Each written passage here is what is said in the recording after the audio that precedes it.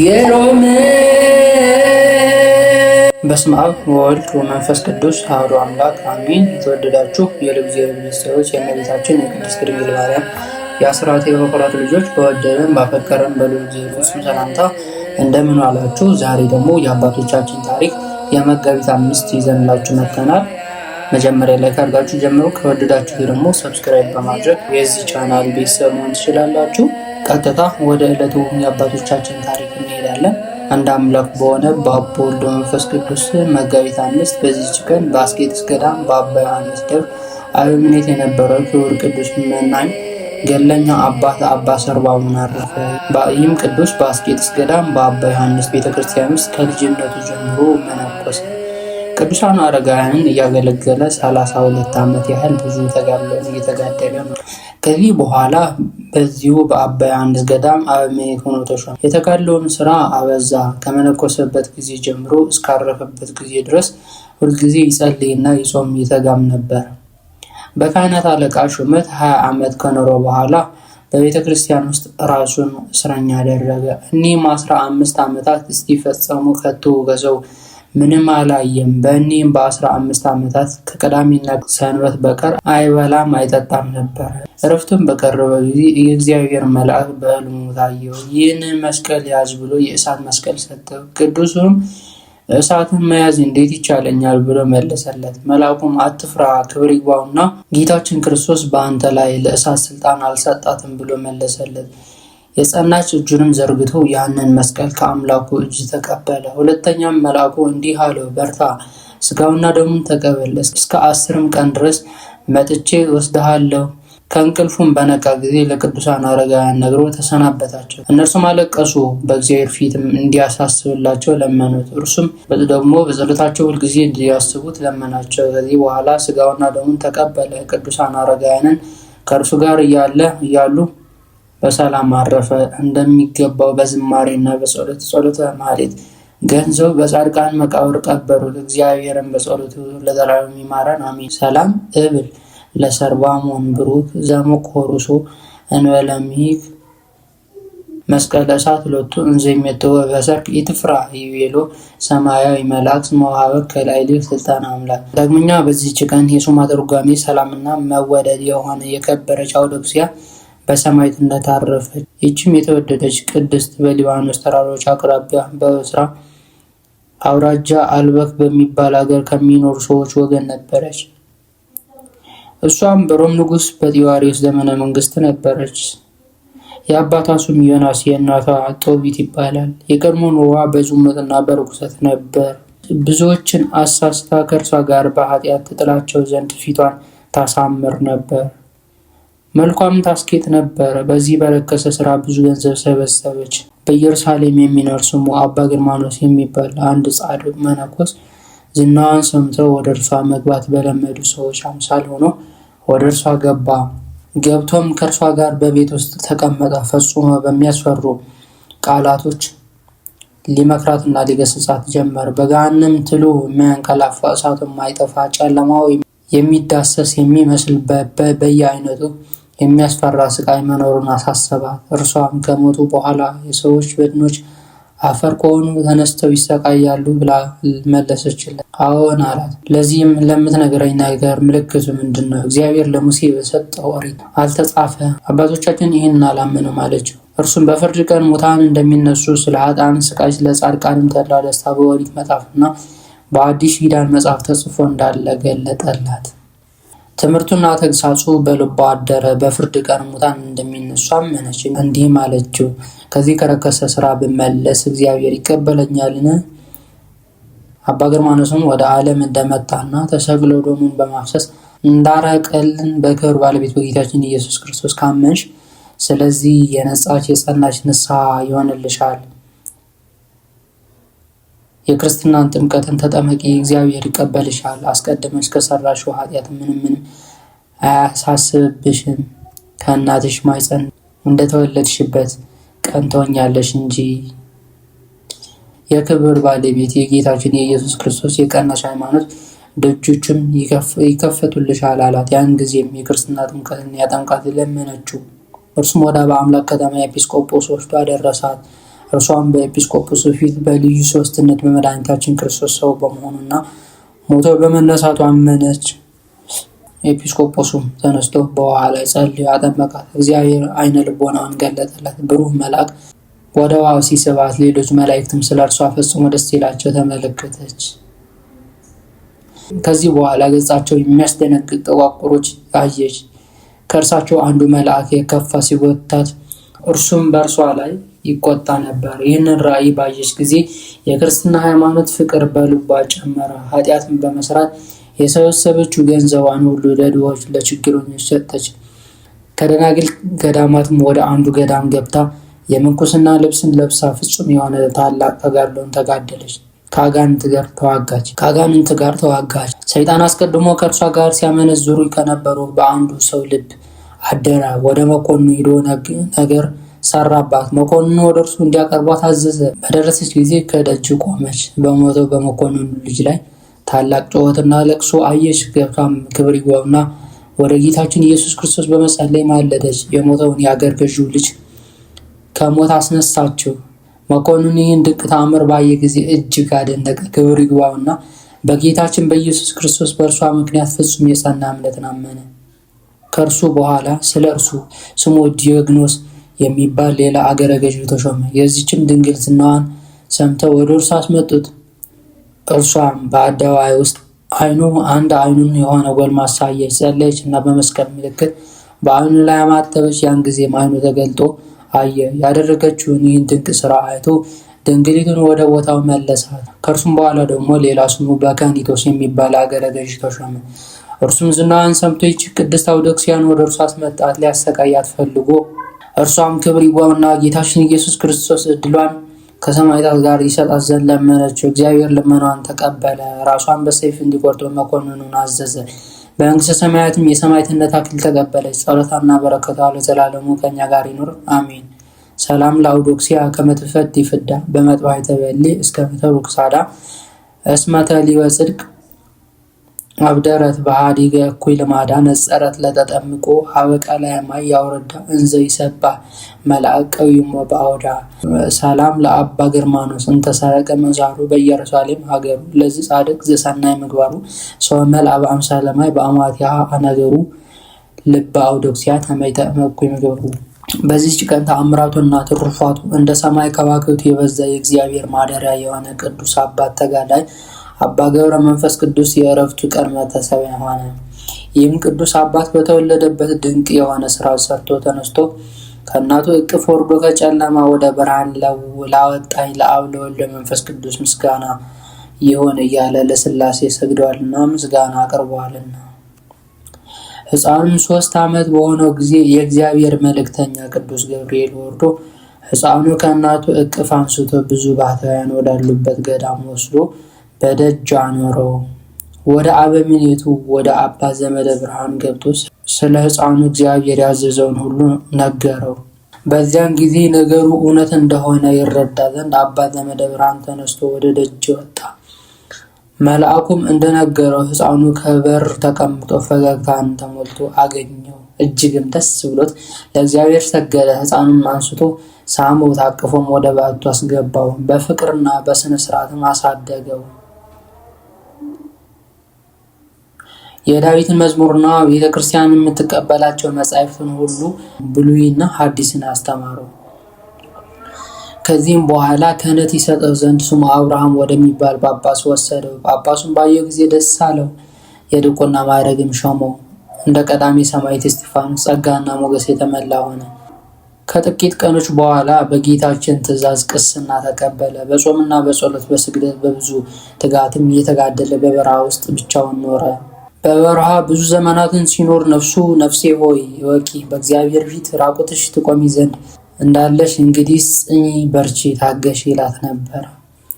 ቆዳው ከአጥንቱ እስኪጣበቅ ያለ መብልና ያለ መጠጥ በእንዲህ ያለ ግብር በገድል ተጠምዶ ኖረ።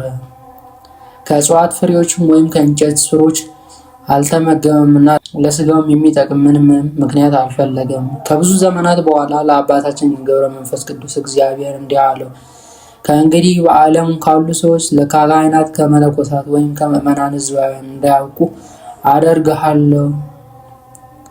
እንዳንተ ካሉ በቀር አንተ ራስህ ብትፈቅድ እንጂ መላእክት ይጎበኙሃል። የብርሃን ሰረገላ ይሁንን ለመድረስ ወደምትሻበት ብርሃን ሁሉ ብረር። እኔም ማየት በፈለግ ጊዜ ከአባቴና ከመንፈስ ቅዱስ ጋር በሶስትነት ታየኛለህ። አሁንም ወደ ኢትዮጵያ ምድር ሂድ፣ በዚያችን ከደይን የምታወጣቸው ነፍሳት አሉ አለው። ከዚያም በኋላ 60 አንበሶች 60 ነብሮች በኋላ አጅበውት ወደ ኢትዮጵያ ምድር ተጓዘ። የእግዚአብሔር መልእክተኛ ቅዱስ ገብርኤል ከአንበሶችና ከነብሮች ጋር በነፋስ ሰረገላ አሳፍሮ ይመራው ነበር። ወደ ምድረ ከብድ አደረሰው። ከዚያም ወደ ልዩ ተራራ ወደ ደብረ ዝቋላ ወሰደው። አባታችን በባህር ቆሞ ምስራቅን፣ ምዕራብን፣ ሰሜንን፣ ደቡብን አራቱ ማዕዘን ተመለከተ። የኢትዮጵያ ሰዎች የሚሰሩትን ኃጢአታቸው በዓይኖቹ ፊት የተገለጠ ሆኖ አየ። በራሱም ተዘቅዝቆ ተወርውሮ ወደ ባህር ውስጥ ገባ። እሊህን የእጅህ ፍጥረቶች የሆኑት ካልማርካቸው ከዚህ ባህር እንዳልወጣ በእግሮቼም እንዳልቆም በሕያው ስምህ እምልልሃለሁ እያለ ማለ። እንዲሁም ሆኖ 40 ቀን 40 ሌሊት ኖረ። ስምህ የጠራውን መታሰቢያን ያደረገውን እምርልሃለሁ የሚል ቃል በመልአክ አማካኝነት ወደ አባታችን መጣ። አባታችን መልአኩን መላውን የኢትዮጵያ ሰው ካልማርክልኝ ከዚህ ባህር አልወጣም አለው። መልአኩን ካጠገቡ ሄደ። አባታችን ገብረ መንፈስ ቅዱስም በዚህ ባህር ውስጥ 100 ዓመት ኖረ። ስጋው ሁሉ አለቀ፣ ደሙ በባህር ውስጥ ፈሰሰ። አጥንቶቹ እንደ በረዶ ነጭ ሆነው ታዩ። አጋንንት ከአራቱ ማዕዘን በየቀኑ 700,000 300,000 እየሆኑ በመምጣት በቀስታቸው ይነድፉታል። እስከ 100 ዓመትም አጥንቶቹ በሸፎ ድንጋይ ይፍቁታል። ይህን ሁሉ መከራ በትዕግስት ይቀበል ኖረ። ከዚህ በኋላ ጌታችን ወደ እርሱ መጥቶ በባህር ዳር ቆመ። አባታችን ገብረ መንፈስ ቅዱስ መላውን የኢትዮጵያ ሰው መርጬልሃለሁና ተነስተህ ውጣ አለው። ያን ጊዜም ወጣ። አጥንቶቹም እንደ ወንፊት ቀዳዳ የተበሳሱ ሆነው ተገኙ። ጌታም ዳሰሰው፣ ጤነኛ አደረገው፣ ወደ ምድረ ከብድም ሰደደ። ከዚያም ወደ ላይ ወጣ። ከፀሐይ በላይ ከሰማይ በታች እስከ 7 ዓመት ኖረ። ዳግመኛ ወደ ምድረ ከብድ ተልኮ እንደ አምድ የተከለ ሆነ። 7 ዓመት ቁሞ ኖረ። ወደ ሰማይ ሲመለከት ቅንድቦቹ አልከደነም፣ ራሱም ወደ መሬት ዝቅ አላደረገም ነበር። እጆቹም ወደ ሰማይ ዘርግቷል። እነሆ ሰይጣን በቁራ ተመስሎ መጣ። ዓይኖቹንም ወደ ሰማይ ያንጋጠጡ ሆነው አገኛቸው። በራሱ ላይም ተቀምጠው 2 ዓይኖቹን አንቁሮ አሳወሩ። እርሱ ግን ምንም ሳያጎድ እስከ 2 ሳምንት ድረስ እንደቀድሞ በመትጋት ሲጸልይ ኖረ። ከዚህ በኋላ ሚካኤልና ገብርኤል መጥተው በፊቱ ቆሙ። በ2 ዓይኖቹ ላይ እፍ አሉበት። ብርሃንም ተሰጥቷቸው እንደ ቀድሞ አዩ። ከሰማይ ታላቅ ኃይል ተሰጥቷልና ጠላቶች ትበቀላቸው ዘንድ ወደ ዝቋላ ሂድ አሉት። ከዚያም መላእክት ካጠገቡ ሄዱ። እርሱም ተነስቶ ወደ ዝቋላ ተጓዘ። በጎዳናው ሲጓዝ 3 ሽማግሌ ከእንጨት ጥላ በታች ተቀምጠው አየ። አባታችንም ባያቸው ጊዜ ልሰወራቸው ብሎ በልቡ አሰበ። እነርሱም ፈጥነው በእግዚአብሔር ዙፋን ተማጽነናል፣ 3ታችን በጀርባህ እያዘልክ አንዳንድ ምዕራፍ ሸኘን እንጂ አትተወን ብለው ተጣሩ። በመጣም ጊዜ ሁለመናቸው ሽበት የከበባቸው የደከሙ ሽማግሌዎች ሆነው አገኛቸው። አንደኛውም አንስቶ በጀርባው አዘለው፣ ወደ 1 ምዕራፍም አደረሰው። ሽማግሌው ከዚያ አሳርፈኝ፣ አንተ ደክመሃል፣ የማትበላ የማትጠጣ ስለሆንክ አለው። አባታችንም ሽማግሌ ወይ በምን አወቅከኝ አለ። ሽማግሌውም ሄደህ ባልንጀሮቼን አምጣልኝ አለው። ተመልሶ 2ቱ ወዳሉበት ደርሶ 2ኛውን ሽማግሌ በጀርባው አዝሎ ወደ ቀድሞው ሽማግሌ አድርሶ አብሮ አስቀመጠው። 3ኛም ተመልሶ 3ኛውን ሽማግሌ አዝሎ 2ቱ ወዳሉበት አድርሶ በአንድነት አኖረው። አባታችን ገብረ መንፈስ ቅዱስ የእነዚህ አረጋውያን እናንተ ከወዴት ናችሁ? መዓዛችሁ ልብ ይመስጣል፣ እጅግ ደስ ያሰኛል አላቸው። እነርሱ ግን ተነስተው ቆሙ። 1 ሲሆኑ 3፣ 3 ሲሆኑ 1 መሆናቸው ገለጡለት። የአባቶች አለቃ አብርሃም እንዳየ ያን ጊዜም የእግዚአብሔር የጌትነቱ ክብር አየ። የእሊያ አረጋውያን ፊታቸው ተንቦግቦጎ ከፀሐይና ከመብረቅ ብልጭታ 7 እጅ በራ። አባታችንም በምስጢራት ጎርፍ የተዋጠ ሆኖ ፈራ፣ ተንቀጠቀጠ፣ በምድር ላይም ወደቀ። ህልም የሚያልም መሰለው። ከዚያም ጌታችንና አባታችን አነቃውና 100 ዓመት ያህል ስጋህን ሲነድፉ አጥንቶቹ ሲፉቁ የኖሩ አጋንንት ታጠፋቸው ዘንድ ወደ ዝቋላ ተራራ ውጣ አለው። እኔ እንደወሰድኩ ባለማወቃቸው በባህር ውስጥ አለ በማለት በትዕቢት ላይ ናቸው። 7ቱ ሊቃነ መላእክት ይሮዳል፣ መባረክትም በፊት በኋላ ሆነው ይከተላል አለው። ያን ጊዜም አባታችን ገብረ መንፈስ ቅዱስ በመብረቅ ላይ ተጭኖ በረረ። እነዚህ አጋንንት ወዳሉበት ወረደ። ደመናትም ከበቧቸው። መላእክትም በእሳት ሰይፍ መተሯቸው፣ በመብረቅ ማጨዳቸው፣ አመድም ሆነው በነፋስ በተኗቸው። የእነዚያ አጋንንት ቁጥራቸው 700,000 እልፍ ከ1,000 ነበረ። ከዚህ በኋላ ጌታ ክርስቶስን የካዱ ወዳሉበት ወደ ምዕራብ ሀገር ወሰደው። ነገስታቱና መሳፍንቱ መኳንንቱን በሚወጡበትና በሚገቡበት ጎዳና ላይ አቆመው። ጌታችን በዚያች ጎዳና ብዙ መከራ ያገኛል፣ ግን በርታ፣ ታገስ ብሎ በዚያ ተወው። በዚያን ጊዜ የአረብ ንጉሥ ጣዖታትን አስይዞ መኳንንትን ሰራዊትን አስከትሎ በዚያ ጎዳና መጣ። አባታችን አቡነ ገብረ መንፈስ ቅዱስ በጎዳና ውስጥ በተገናኙት ጊዜ ጣዖታትን ወድቀው ተሰባበሩ። ንጉሱም አባታችን ባዩ ጊዜ አንተ ጠጉር ለባሽ ምንድን ሰው ነህን? አለው። አባታችንም አዎን ክብር ያለው የኢየሱስ ክርስቶስ ባሪያ የሆንኩ ሰው ነኝ ብሎ ለካዲው ንጉስ መለሰለት። ንጉሱም ዳግመኛ አባታችን በዚያ አይሁድ በሰቀሉት ታምናለህ? አለው። አባታችንም በሰው ፊት አምንበታለሁ፣ ስለ እኔ በተሰቀለው አላፍርበትም። ስለ እኔ ብቻ የተሰቀለ አይደለም፣ ስለ አንተና ከአንተ ጋር ስላሉ ነው እንጂ። ንጉሥ ሆይ የዘላለም ሕይወት ታገኛላችሁ፣ እመኑበት አለው። ንጉሱም ይህንም ነገር በሰማ ጊዜ ተቆጣ። ሰራዊቱም ጠርቶ በፍጥነት እሳትን አነደዱ። ለተሰቀለውን ለናዝሬት ሰው ባሪያ ነኝ የሚለውን ጠጉር ለባሽ ወስዳችሁ ጨምሩት አላቸው። የእሳቱን ነበልባል በረጅም ዛፍ መጠን ከፍ ከፍ እስከሚል አነደዱ። አባታችንም ግን ንጉሥና ሰራዊቱ ሁሉ እያዩት አልፎ በፈቃዱ ወደ እሳት ገባ። እሳቱም እንደ ወንዝ ውሃ ሆነ። ሰራዊቱም እጅግ አደነቁ። እኩሌቶቹም የክብር ባለቤት በሆነ በጌታችን ኢየሱስ ክርስቶስ አመኑ። ንጉሱም ሲያደንቁ ባየ ጊዜ ፈጽሞ ተቆጣ። ከ77 አርበኞቹ ጋር በቁጣ ተነስቶ ያደነቁትና ያመኑትን አንገታቸው ቆረጠ። በዚያችን ቀን የተቆረጡ 40,000 ሆነው ተቆጠሩ። ንጉሱም የአባታችንን አንገት ሊቆርጥ ሰይፉን መዞ ተወርውሮ ሄደ። ያን ጊዜም ከመብረቅና ከነጎድጓድ ጋር ታላቅ ንውጽውጽታ ሆነ። ንጉስም ከሰራዊቱ ጋር አጠፋው። ከካዲው ንጉስ ጋር የሞቱት ቁጥራቸው 4,000 እልፍ ሆነ። ጌታችንም አባታችን ገብረ መንፈስ ቅዱስ ጠላቶችህንና የእኔንም ጠላቶች አጠፋሁልህ አለው። አባታችን ግን በመብረቅ የሞቱትን ሬሳቸው ነፍሳቸው ከጽልመት ወደ ስቃይ ሲወስዳቸው ባየ ጊዜ መድኃኒታችን እሊህ ስሑታን ማረልኝ፣ ሰው ስሑትና ከዳተኛ ነውና፣ አቤቱ አንተ ግን መሐሪ ይቅር ባይ ታጋሽም ነህ አለው። አባታችን ይህን ሲናገር ጌታችን ተሰወረ። አባታችን አቡነ ገብረ መንፈስ ቅዱስ ከዚያ ሄደ። ታላቅ ገደልም አገኘ። እግሮቹም በገመድ አስሮ በገደል ውስጥ ተዘቅዝቆ ተሰቀለ። ሰይጣንም መጥቶ ያችን ገመድ ቆረጣት፣ ወደ ታችም ተወርውሮ ወረደ። ቅዱስ ሚካኤል ቀድሞ አባታችንም ያዘው። በእግር ላቁም ወይም በራስህ አለው። በራሴ ቆም ዘንድ ተወኝ አለው። ትቶት ሄደ። በዚያም በራሱ ቆሞ በጥርሶቹም ድንጋይ ነክሶ እስከ 30 ዓመት ኖረ። አንጀቱንና ናላውን ሁሉ እየፈሰሰ አልቆ መላ አካሉ እንደ እንጨት ቅርፊት ሆነ።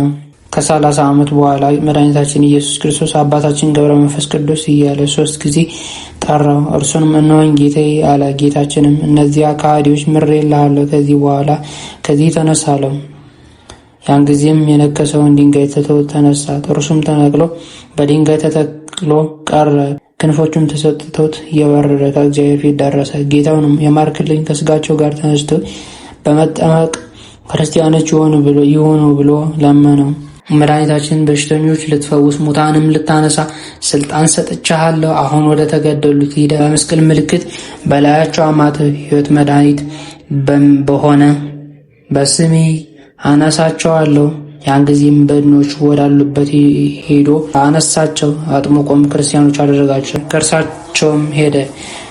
ከዚህ ዓለም የሚለይበት በቀረበ ጊዜ እነሆ የክብር ባለቤት ጌታችን ኢየሱስ ክርስቶስ ተገለጠለት። ስሙን ለሚጠራ መታሰቢያውን ለሚያደርግ እስከ 15 ትውልድ የምሕረት ቃል ኪዳን ሰጠው። የዕድሜው ዘመናት 562 ሲሆን በሰላም በፍቅር አረፈ። ጌታችን እነርሱን ተቀበለ። አፖሳማት በመላእክትና በቅዱሳን ሁሉ ምስጋና አሳረጋት። የጸሎት ኃይሉ ሁላችንም የክርስቲያኖች ወገነት ይጠብቀን ለዘላለሙ አሜን። ሰላም ለከ ገብረ መንፈስ ቅዱስ ረውኒ ዛናብስ ተታሰግድ ዋናምር ተታገኒ እንዘ ይትሐስስ መፍቀደ ስጋ የታመግኒ ታሰሱ ወሳይር ወተዓርዙ ቆጽ ለምንተኒ አናሰይ ኮል ዓለም ማሳኒ ዛቅረውኩ ማሌተ አዘኪረ አይላፈ መለተ ጸምዱ ከዘልፈ ለላ ነብት ወከፍ ዘንዴቴ መጽሐፍ እንተረሴከ እግዚኦ ጻድቅ መለት ወቁፈ መላው ወላም ዘተርፈ ነቢያት ቅዱሳን ሐዋርያት ሰባኪያን ሰማዕታት ወጻድቃን ወመላእክት ወአን ደናግል አዲ መነኮሳት ሄራም ባርኩ ጉባኤ ዛቲ መካን እስከ አረጋዊ ሊቅ ወንሱሳን ለዘጸሐፎ በከርታስ ወለዘጻሐፎን ዘይደር ለዛነው ለዘተርጓም በልሳነ አዲስ ወለዘሰማ ቃሎ በዝነ መንፈስ በጸሎተሙ ማርያም አራጊተ ኩሎም ባይ ወሬ ማራነ ኢየሱስ ክርስቶስ ወሬ ማራነ ኢየሱስ ክርስቶስ ወሬ ማራነ ኢየሱስ ክርስቶስ። አባቶቻችን በረከታቸው ረድኤታቸው አማላጅነታቸው ያሳድርብን። መድኃኔዓለም ሰራዊተ መላእክቲሁ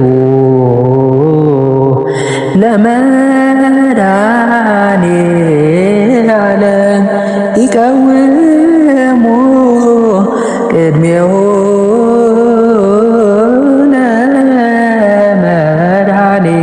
ለመድኃኔዓለም ወይትሄልልዎ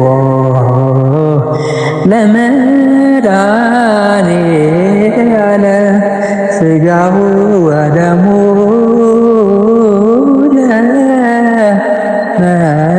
ለመድኃኔዓለም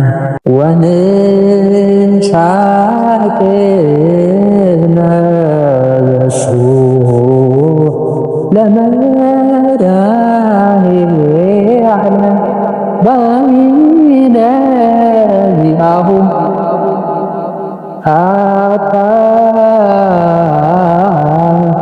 ተጋደሉ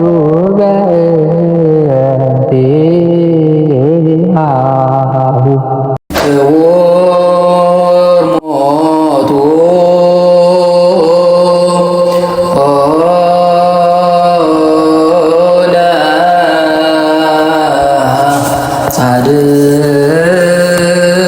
ጻድቅ በቅድመ